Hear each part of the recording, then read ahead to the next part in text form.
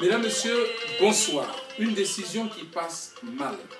En faisant enterrer sa mère en Vomaka, Chantal Biya n'avait pas imaginé le malaise dans lequel est plongée la Osanara. Les gens là-bas se sont préparés. Ils se sont dit que nous allons recevoir bien Paul Biya. Nous allons recevoir et montrer aux gens que la Osanara a de la valeur. Et patatras. Nous vous invitons à revenir sur cette décision, que nous la regardions en face à froid, pour mieux la comprendre. Pour en arriver, nous avons procédé ainsi. Nous sommes allés voir les élites. De ce côté, Silence Radio, on ne commente pas. Nous avons vu la population. Les gens nous ont dit des choses. Sous le manteau, les gens n'ont pas toujours été vrais. Nous avons décidé donc de raser les murs. Ce que nous avions entendu fait froid dans le dos. Et nous verserons ça au dossier. Nous avons également constitué une liste de personnes qui ont ou qui auraient joué un rôle dans cette décision. Essayons d'analyser le comportement de ces personnes. Cela sera certainement un indice pour la compréhension de la décision. Faisons entrer la première personne, M. Boutouan Ernest. C'est un Bamileke de Badenko qui a épousé Maman Rosette.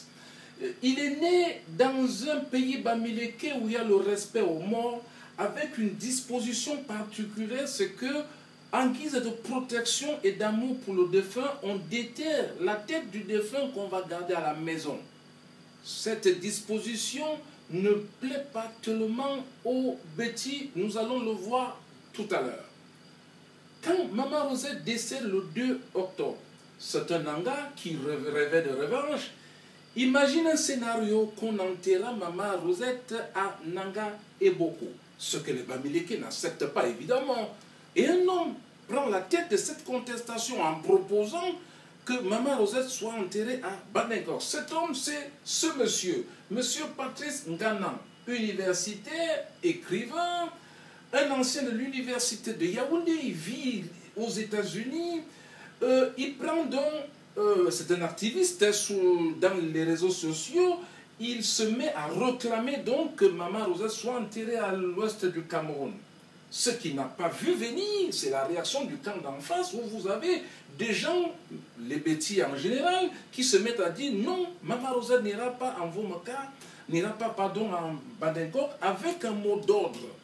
Le crâne de Maman Rosette ne sera pas déterré. Retenez cette phrase, puisque elle fera mouche à la fin. Mais continuons à dérouler notre liste. Nous avons en troisième position Maman Rosette.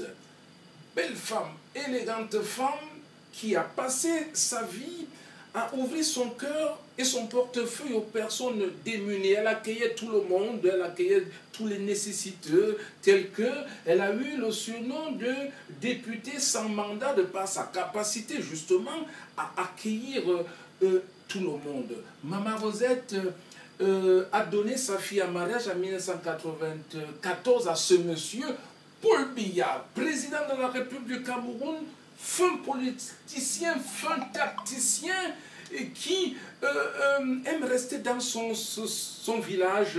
Son village, pour lui, c'est un îlot de paix. Cette remarque que nous faisons aura certainement une influence à la fin. Monsieur Biya a épousé cette femme, belle femme, élégante femme, qui passe bien dans la photo, Chantal Biya, qui se distingue par son habillement, par sa coiffure. Elle fait ce qu'elle veut, ça ne plaît pas toujours, mais c'est une femme libre. Hein. Chantal Biya s'est aussi fait remarquer dans le monde humanitaire en créant des associations qui viennent en aide aux personnes, aux personnes démunies. Pardon. C'est par exemple la Fondation Chantal Biya, c'est l'OCERAC, c'est les synergies africaines. Chantal Biya, c'est une maman qui a 4 enfants et qui est originaire d'un département, le département de la Haute-Sanaga, avec pour chef-lieu Nanga et Boko.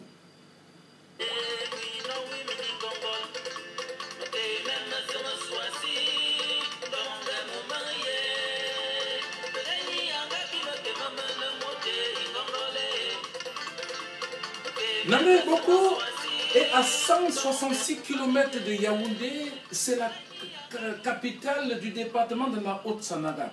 La Haute-Sanaga qui est dans les limites territoriales d'un ensemble de tribus qui, sous la colonisation, se sont fait la guerre, se sont détestés, et dont l'hégémonie meurtrière a dessiné le climat ambiant qui règne là-bas aujourd'hui. Quel est ce climat? Vous dites bonjour à quelqu'un, ce que vous n'aimez pas l'autre. Vous dites bonjour à une élite, ou vous entrez chez une élite, ça veut dire que vous n'aimez pas l'autre élite.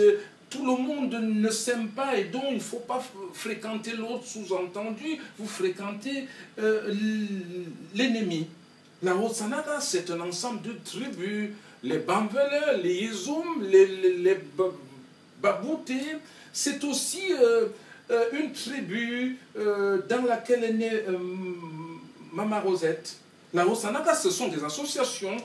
Par exemple, on compte quoi? On compte quoi? C'est une association qui a été créée pour accompagner Chantal Biya quand elle arrive au palais de l'Unité. Mais cette association, malheureusement, va voler en éclats. Ce sont les haines, ce sont les divisions, c'est la calomnie.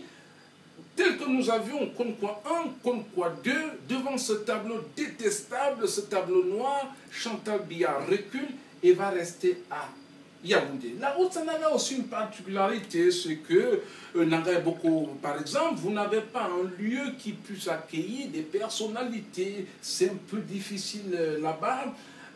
Les routes ne sont pas goudronnées, le département vit dans des difficultés économiques, le chômage. La route goudronnée s'arrête juste à l'entrée de la ville d'Onkoteng et le reste n'est pas encore goudronné. C'est un peu difficile là-bas. Et les gens croyaient qu'avec l'odeur de Maman Rosette, ils allaient montrer à Biya qu'ils peuvent recevoir, qu'ils savent recevoir. Et donc la décision de ne pas amener Maman Rosette là-bas a été très mal vécue. Ici, la loi coutumière dit que Maman Rosette devait être enterrée ici parce que là, elle a fait un enfant. Elle n'a pas fait un enfant à l'ouest du Cameroun, donc on doit enterrer Maman Rosette ici, dans la terre de ses parents. La Haute-Sanaga, c'est aussi tout ça. Donc, Madame Biya, sur la table, cet ensemble d'éléments, et il faut qu'elle prenne une décision. Allons-y et éliminons les hypothèses. Badengok a un handicap. C'est qu'en femme bêtise, secondée par les bêtises, Madame Biya ne peut pas cautionner qu'on aille enterrer sa mère dans un lieu où, quelque temps après, on va déterrer le crâne de sa maman.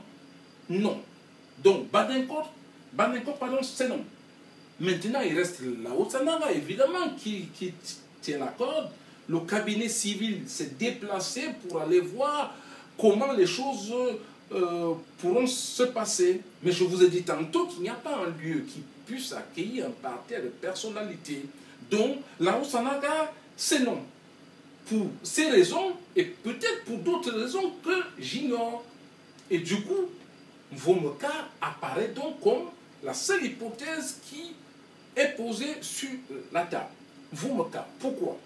Pourquoi Mvomeka? Déjà parce que c'est le village de ce monsieur. Et que ce monsieur, président de la République, aime son village. Donc forcément, il aime son épouse et que son épouse est donc de ce village-là. Donc forcément, il veut que sa femme soit à côté de lui, évidemment. Mais sauf que sa femme aime aussi sa maman. Et que ces deux dames-là ont toujours vécu ensemble. Elles ont traversé des difficultés. Et Maman Rosette n'a fait qu'un enfant, c'est cette fille.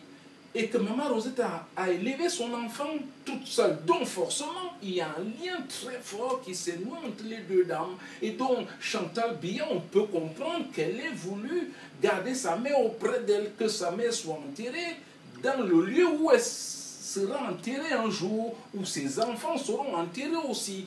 Cet élément va peser énormément dans la balance. Certaines personnes disent que Mvomeka était le seul endroit où le crâne de Maman Rosette allait être en sécurité, puisque on pouvait penser que les gens iraient juste en Nanga, aller déterrer le crâne de Maman Rosette. Vous voyez, mesdames, messieurs, comment c'est difficile la prise de décision. Vous voyez comment, quand on regarde le processus décisionnel, on peut comprendre ou on peut imaginer la difficulté dans laquelle s'est retrouvée Madame Biya. Effectivement, notre travail, mesdames, messieurs, n'était pas de dire que cette décision était bonne ou qu'elle était mauvaise. Notre travail était de vous donner tous ces éléments afin que vous puissiez vous-même prendre votre jugement, prendre votre décision. Media Osanaga dit simplement que c'est une décision personnelle, une décision familiale et qu'elle ne peut pas être un acte politique. Ce sont des décisions comme nous en prenons dans nos familles et que nous devions respecter, même si c'est difficile, même s'il y a une contradiction entre la loi écrite ou qui voudrait que Mama Rosa soit enterrée à l'ouest du Cameroun, même s'il n'y a pas de disposition dans la loi camerounaise qui le demande. Même si nous comprenons que la coutume Nanga voulait que Mama Rosa soit enterrée en Nanga et Boko et que nous acceptions que les Nangas soient déçus. Mais il faut aussi que nous pensions que la volonté d'une personne, apparemment Mama Rosa l'aurait demandé, ou la volonté de sa fille, que cette volonté soit aussi acceptée. Media Osanaga, mesdames, messieurs, vous dit merci. Je suis Henri-Georges Sambandouma depuis Paris.